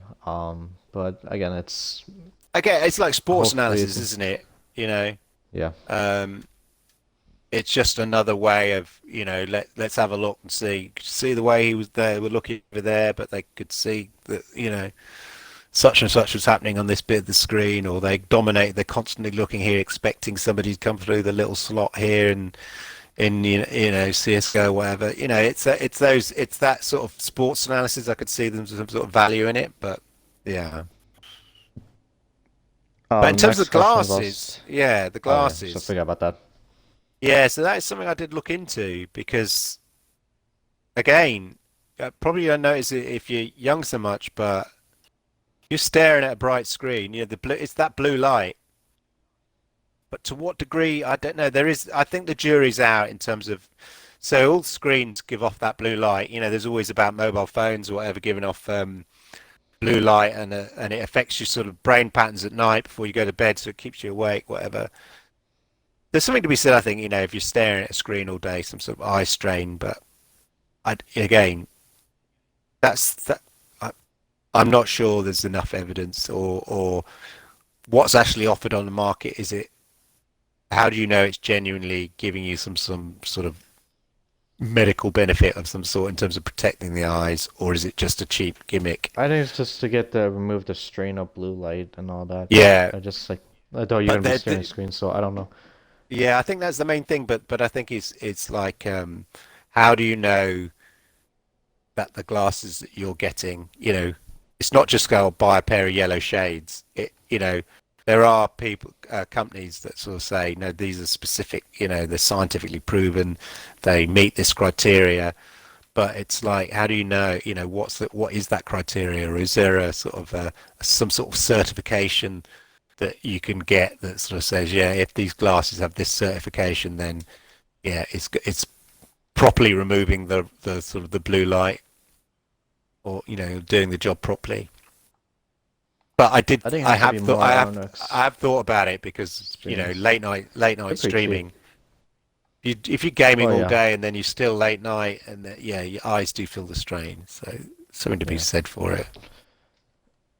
I don't know. I think it's more a personal experience. Like you have to, like, yeah, maybe from our perspective where we haven't used the glasses, yeah, maybe we don't see a Yeah, benefit. But yeah, it has to. I think it's gonna be more mattering on kind of where we have to experience this ourselves. Like if we don't experience it, it's gonna be hard to kind of really yeah, notice a big difference. yeah. I'm sure if because I'm colorblind, I'm sure if I put them on, it might even enhance my. 'Cause most games, especially games like They do this, have are color in light those. glasses. Yeah, I've seen some proper colorblind glasses, and I'm curious because although games have the settings, um, it, most games like this have these sort of greens and greys, sort of green, reds, and greys, browns. And those are the colors that I have. And I can stare at somebody and not even see them for ages because they're sort of in camouflage greens and reds, and yeah, those are the colors so that people don't ping out. That's why I usually play things like Apex Legends because they're so cartoony and bright. I can't miss them. You know, these games that you play that, as I say, have sort of a green and grey sort of design. I sometimes struggle seeing people. So They having should a sort of make glass. I think they should make yeah, glasses that kind of function as both like actual glasses and games. So you have the blue yeah, light yeah, thing, but it that's the also can. yeah. They haven't That done might that. be a good thing. Shocking. Yeah, because it's only recent. It's only in the last couple of years I realised I needed glasses. Um, so yeah, if I got a pair, they'd have to have my prescription, my lens prescription. No, So that's going to they're cost, probably a lot cheaper. They're yeah, probably gonna sell for expensive because they know it's using a double benefit. You can cheat the system. yeah, Uh, but again, I'm like partially blind, so it could work. I'm not really good with eyesight. Even games at full brightness for me, it's really hard. I can't. Sometimes I can't even see them because I think it's too bright for me. And so yeah, it's even turn it down. Maybe it's too hard. I don't know. It just find a balance and maybe just kind of me. Again, it's the big thing is you just gotta make sure you improve your eyesight overall. Make sure you keep yeah. good care of your eyes and all I that. think again, it's all about all these things that health things, and like the same with the chair. People spend more, the more time you spend gaming, if you're doing one thing for a long period of time, then maybe invest that's why you're making the investments because you're doing something for a long period of time. If you're doing it for a long period of time, it might be worth spending a bit of money to sort of look after yourself if that's you know what you're doing most of the time. So yeah, if you sit in front of a screen all day, like I do, I work in an office and then come home and then I'm gaming. It's just like It's a spikes. big yeah. It's Yeah, but again, I tell you what, I'd be curious to try them. Like the sort of yellow shade things. That I'd be curious to see I what feel like difference. that'll be good to see too. Maybe it's better than sun. Maybe it has the triple effect. You can use it. You can have the effect of sunglasses. You can be able to see better with it. Yeah, so like they have them in In vision, and sports. then So you have. they have Imagine it they in do that. sports and in cricket. So you can see the ball. So there may be something in it. But again, we don't know when the time of future comes. So we'll probably see more Pumas and probably see more And futurists. and people who go like shooting ranges and stuff, I often see them with the sort of yellow shades. So.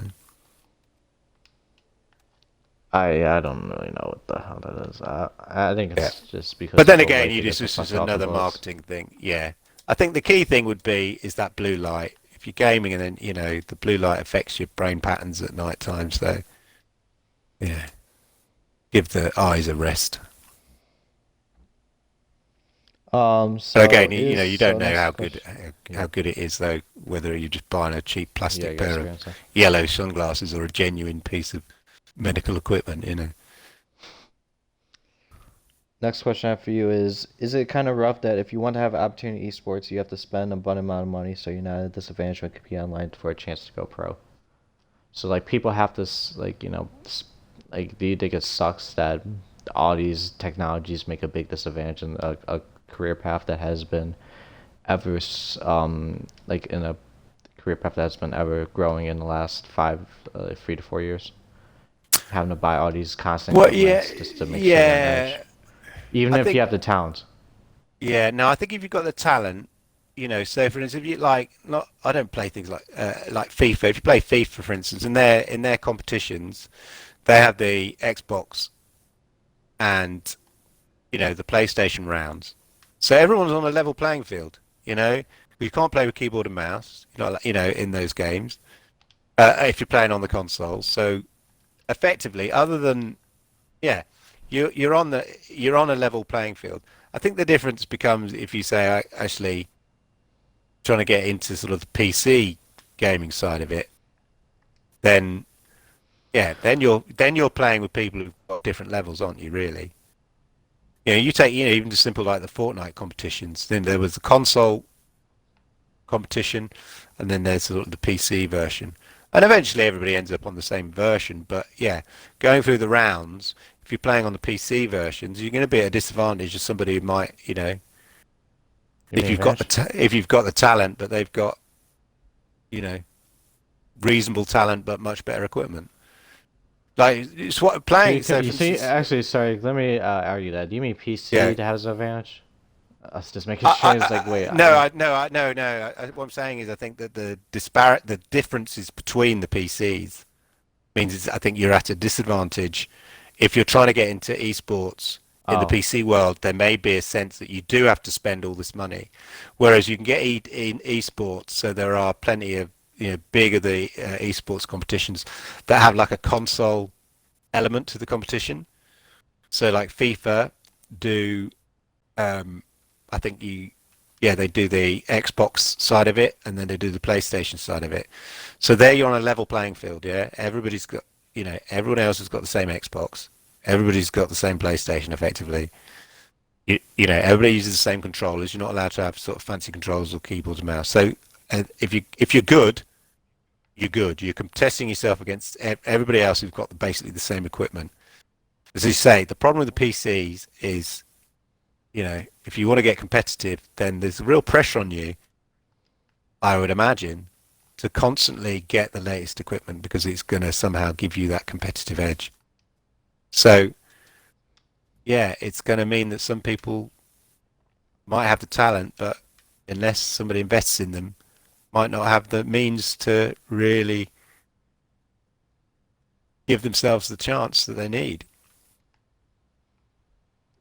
that's probably a lot of people I know who I feel like have the talent, like who play really good on like not even like those 1 millisecond response Yeah, monitors, have yeah, those Astro headsets, those those mod controllers. They have the talent. They can beat people who have those things, but it's just yeah, yeah, yeah. If you're good, you're like when good. you go in, Yeah, yeah, I feel like they have more talent, but again, it's you go further and further into the talent pool where you're playing against somebody like the yeah. top tier Xbox players on COD or Rainbow. It's gonna Th- suck. yeah, that's For when a it makes the lot like difference. Yeah, when you get as you say, the deeper you get into the competitive level, that's when the differences that we're talking about. Your average gamer, what we're talking about here in terms of the a 4 millisecond response time and a 1 millisecond response time on your gaming monitor, or the difference between a wired mouse or a wireless mouse. It's not to make any difference. But at the top end of the competition, yeah, that's when it makes a difference. I mean, in simple terms, though, like when I upgraded the Xbox X and I was playing Apex Legend and I was playing it in 4K on my TV, it was like I could see so much further in the game. So it does make a difference if you've got you've got those expensive equipment, but you will notice that difference if you're at the top level of things. For your average gamer, it's not going to make, you've either got the talent or you haven't. But as you say, when Yeah, you further, that's the the further difference. you further you move up the competitive leagues of things, then yeah. But then by hopefully people are going, all right, actually, we'll make an investment in you, or you get sponsorship or whatever, or you know. But there is a lot of Next question. there's a lot of Yeah. pressure, I think, Is on this yeah, is this you still have to perform well even if you have those upgrades. You're gonna have to you're just gonna have to do a little bit better even at a disadvantage, especially hey, I PC I'm gonna be honest, I don't like maybe on PC I wouldn't notice a difference too much. But I think a console I don't know. It just matters on how competitive you are and if you get further like if you're really more a competitive person, you might need to have that big advantage where if you get that yeah, opportunity to kind of maybe you say you have the talent, but that's going to be where the difference is. But I think if you're just kind of regular gamer, it's or like not yeah, coming up, it's really detrimental. It's really hard to kind of prove yourself better because you can have the shots, but you lose because of internet connection, or you just lose because yeah, who has the faster yeah, response time. So yeah, exactly. it sucks. Yeah, like you could just be closer to the server, that make a difference. Or as you say, you got better broadband. Um, I'll just shoot this guy real Oh, he's quick. coming back. He's coming back. Oh my god, I suck. Next question I have for you is, I might be. Oh, you done. I see him. I don't know. Getting in the house. I I don't might know be who shot behind, me. but have you seen any gaming Or somebody's coming specific? in. Yeah, I see. Gaming specific products that help improve the health slash reduce the risk for injuries for gamers. Like any gaming products, like Not I really. don't know. I mean, the only thing is repetitive strain injury. Your RSI. Um, and the classic thing is that rubber pad that goes in front of the keyboard or whatever. They should do one actually for a rest for you, because as I say, playing on a console with my controller, sitting at a desk. Yeah, my arms rest on the desk. Put a nice little cushion there or something like that. But also, sometimes when I play a long time, I get that kind of fuzzy feeling in my hands sometimes because of the vibration of the control or whatever and stuff after a while, which is a sure sign that maybe I'm playing too long. Yeah. Oh my god. Oh, that worked. Um, I I haven't really seen too But much. I've not I seen. think I've it's just not kind seen. of too many products that do too much with it. I mean, what injuries are you It's going to I do? don't The know. main Maybe the it's main injuries are going to be like, as I say, that kind of wrist, carpal tunnel. yeah, yeah. So yeah, it's just I guess I, wrist rests or again even headphones. It's something that's sort of comfortable. should be comfortable. It just gives you pain.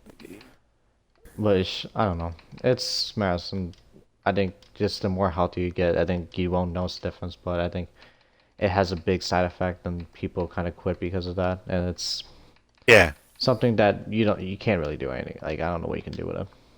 Like I don't know if they have also one more thing I want to ask. Might as well add this since I thought about it. What do you think about hand warmers? hand Like warmers. hand they have a yeah, so warm like your hands I don't know how they yeah, it's I don't they have been popular recently, but they have like hand warmer devices that kind of help, warm up your hands, make sure maybe like release the sweat. I don't know how it works, but Yeah. those have been Um, really growing. really? I don't know if you heard about it, but No, that's I got it. yeah. It's it's I very think interesting product. again, I guess is that's like again how they're going to help like with a muscle injury in terms of keeping the muscles warm and supple, you know. But other than that, unless you're playing in a draft, I get hot and sweaty anyway. Play, you know, in some games. So yeah, that sounds a bit a bit crazy, really. But Next again, it's question I another have for thing, you. you know. I Well, guess it's another marketing thing, isn't it? Convince people. It's like it's classic marketing is create the problem and then say, but we have the solution for that problem, you know. oh my God, again. Are they, Um, oh yeah, wow, that's a he's couple. good. Um, Yeah. have you ever regretted buying a gaming specific product yet? Like you mentioned Uh, all the times those Chinese headphones, like the Chinese headsets. yeah. Like, So you don't you take a risk with it when you go on eBay or even you know Amazon and you buy these brands you've never heard of and you think, yeah, but I think it will do what I need it to do, but you you don't know for sure, and sometimes you well, actually it may have been worth if I'd spent a bit more and got a you know, reputable brand. Not always, but occasionally. So yeah, I'd a couple of headphones that last didn't last long at all. And it's not but they're so cheap it's almost not worth sending them back. So and then I've recently when I so I say you know I mentioned I've got two screens. So the Xbox my Xbox X goes to two separate screens. And originally I had a splitter for the HDMI. And then when I upgraded to Xbox X, I realized that my screen wasn't my TV screen, which is 4K, wasn't showing a 4K picture. So then I realized that I need a splitter that specifically can handle and deliver 4K. And they're not as prevalent as the sort of standard HDMI splitter. So I found a couple, but like again, they were from you know these Chinese brands, and you just I'm thinking, I don't know, are they going to do what I want? And so it was a bit of a gamble. As it turned out, the one I got is perfect, does the job brilliantly. Basically sends the 4K signal to the 4K TV, and then the other HDMI signal goes to this monitor I've got here, which is not 4K, it's a 1080p monitor. So it's perfect. But again, it you know, you're taking a risk. You don't know the brand. That's why people buy brands, isn't it? Really, they kind of think, "Oh, I know that, I know it." It sort of takes the risk out of you know buying it. yeah, it's So, again, so yeah, especially from a yeah, third party. yeah. So you buy, you know, as I say, I said it earlier, buy cheap, buy twice sometimes. Even if it's gonna break after a couple of tries, Yeah. like a couple So uses. sometimes it's worth, you know, worth investing in getting a reputable brand. But sometimes it pays off. As I say, the previous headphones I had before these ones, were just a cheap. Well, I say cheap, but they do make various models of gaming headset, but they were really pretty good for the money. 20, 20 quid, 25 quid, something like that. Pretty. They've lasted me a long time. Very happy with them. But now I've Um, got Logitech. Yeah, they're much better. yeah, But yeah. yeah. Well, that's a big trusted company. So next, last question I have for you before we get into. Wait, actually, no, I actually got one more. Before we get to closing topic question, what was the best slash most impactful gaming specific product you have bought slash own? Well, I think It can be anything in the past too. yeah. It doesn't have to be what you have in current setup. I think getting um I think that, to be honest, upgrading to the Xbox X, um, I'm really glad I did. It's such a great, you know, especially second hand as well. uh, it's such a great console. And then but if it's sort of non-console basis, then I'd probably say uh, I my my microphone, not the one, not my headset microphone, but my um, main microphone I use for recording YouTube videos and for streaming when I'm, not using my headset. Um, it's pretty good actually with the amp that it came with because I can upgrade the microphone and keep the amp. So it's the beauty of that is that it's upgradable, which I think is if you can buy something that you can add to, then I think that's always a good thing. So yeah, so I'd say my my mic and amp combo. So say I can upgrade the amp. I mean, upgrade the mic, but keep the amp because it's still a good quality amp. But it wasn't that expensive, but it's a good quality. I could go. Oh, I don't know. It's kind of really hard to go with a product. I don't know. I really don't have a lot of products. Yeah, But I think I do. I think yeah, Xbox One. It's a magical console. Even if it wasn't like I don't have the Xbox One X or the X or S, but I have the regular one. It works perfectly. It yeah, hasn't yeah. had too Xbox many X is great. issues. Yeah, Um, I then never had red rings of death as prominent as the Xbox 360 was, but it works like a beauty. It's no problem. Maybe if it wasn't comparable, wasn't favored, popular demised as kind of the Xbox 360, it still works. It doesn't have too many issues, which is great. But I don't know. It's kind of really hard because I gotta go with the webcam.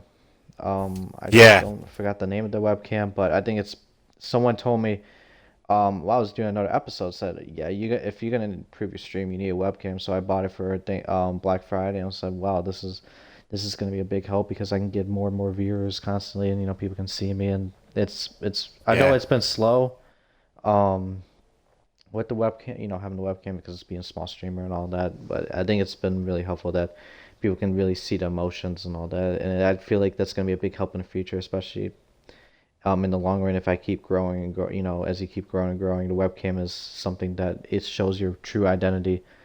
And even if, it's not the highest quality, it still works. People can see your face. That's all that matters. And, that's, it's something that can really help with show motion. That's kind of important for streaming where you get to show your true personality.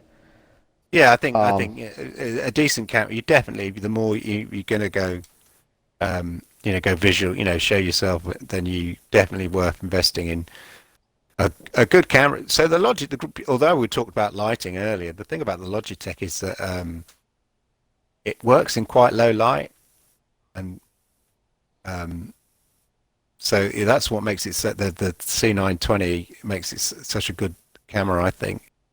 Even if you don't use a light, um, it gives a bright picture compared to other cameras I've used. I think somebody's yeah. coming in a minute. It's from So that's gonna kind of be the main topic. The last thing we ask is still gonna be some gaming setup, but it's not gonna be related to kind of products.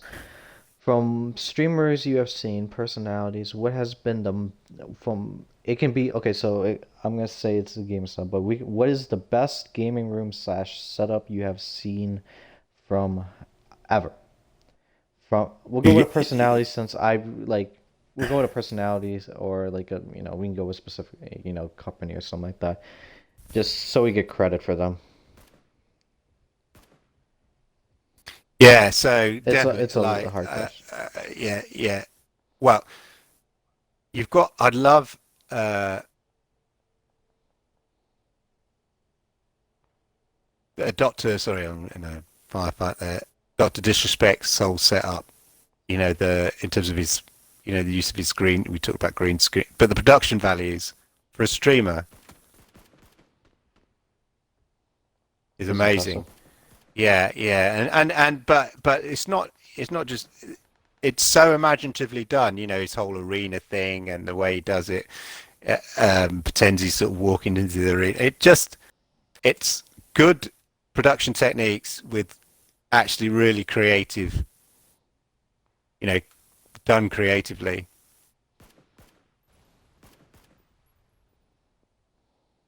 What makes it kind So of unique definitely, about it from what you've seen?